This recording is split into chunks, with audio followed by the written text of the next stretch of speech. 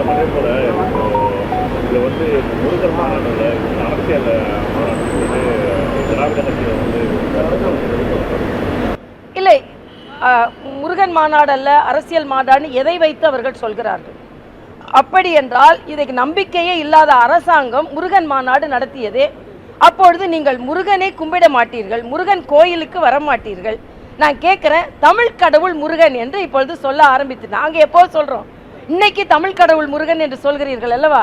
ஆக தமிழுக்காகத்தான் நாங்கள் வாழ்கிறோம் என்று சொல்லும் நீங்கள் என்றாவது தமிழ் கடவுள் முருகனின் கோயிலுக்கு சென்றிருக்கிறீர்களா? இத்தனை அறுபடை வீடுகள் இருக்கிறது, ஏதாவது ஒரு படை வீடுக்கு சென்றிருக்கிறீர்களா?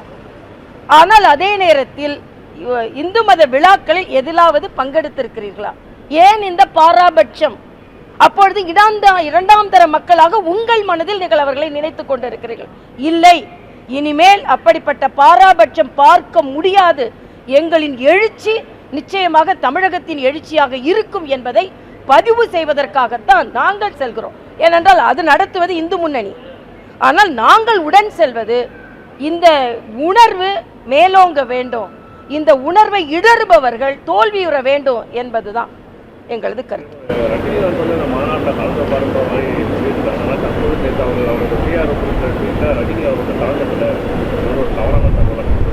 இல்லை, யூகங்கள் அப்படியெல்லாம் வரல. நாமளே ஒரு யூகத்தை ஏற்படுத்தி விட்டு அதுக்கப்புறம் அவருக்கு வரல அப்படின்னு சொல்றது, அவர் பக்தரா இல்லையா, ஆன்மீகவாதியா இல்லையா? அதுதானே.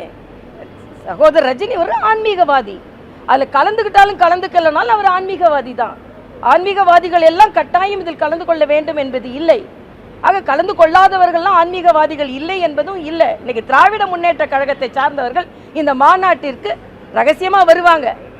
ஆனால் அதே நேரத்தில் அவர்கள் ஆன்மீகத்தை அண்ணன், நான் கேட்குறேன், அண்ணன் துரைமுருகன் முருக பக்தரா இல்லையா? முருக பக்தர் தானே. அப்ப வெளிப்படையா முருக பக்தர் மாநாடு தானே நடக்குது. ஆக ஒளிஞ்சி ஒளிஞ்சி ஒளிஞ்சி உங்க பக்தியை காண்பிக்காதீர்கள், எழுச்சிகளும் பக்தியை நாங்கள் காமித்துக் கொள்கிறோம். பிளே ஸ்டோர் மற்றும் ஆப் ஸ்டோரில் இருந்து பாலிமர் செயலியை QR கோடு மூலம் பதிவிறக்கம் செய்யுங்கள். செய்திகளை உடனுக்குடன் பெறுங்கள்.